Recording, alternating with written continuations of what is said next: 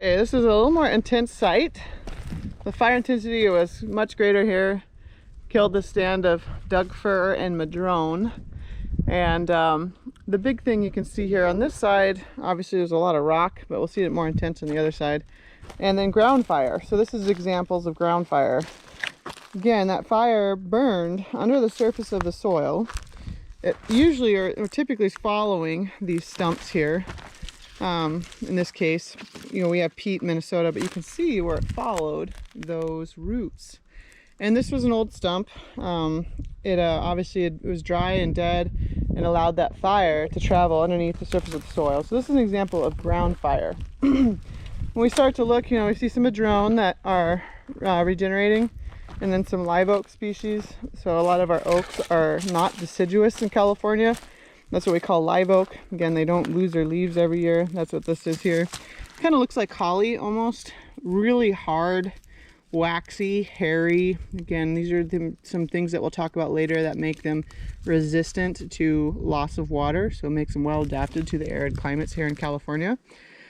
And then on this side of the road, we can see some more examples of fire intensity and severity.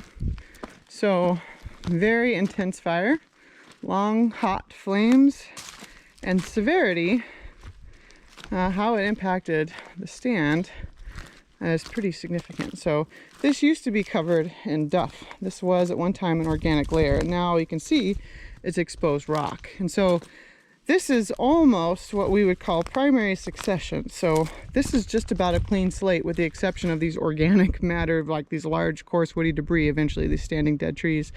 But again, this was a site that was extremely intense. And we have a few trees that, even though they were these big, huge older madrones and oaks, these live oaks mixed in with the Doug fir. Of course, the Doug firs, these conifers that you see, are not stump sprouting. They are stump sprouting. They are coming back. They have reserves in their roots that allow them to do this. And you can see this happened last year, right? This happened last August. This is 3+ feet of growth in this madrone. And it has stores set aside to respond to a major disturbance like a fire of this intensity.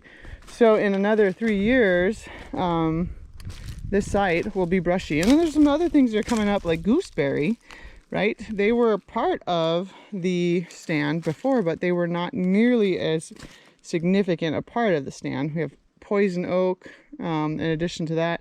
In a couple of these stands you start to see, you know, things respond fairly quickly. This was a very hot spot in the fire though, and so we lost that organic layer in the soil. It'll take a lot longer for the stand to regenerate as opposed to, say, those that only had a surface fire or that skunked around or was a backfire against the wind. That happened in other parts of the ranch. But I wanted to show you guys this because this again was a very hot spot.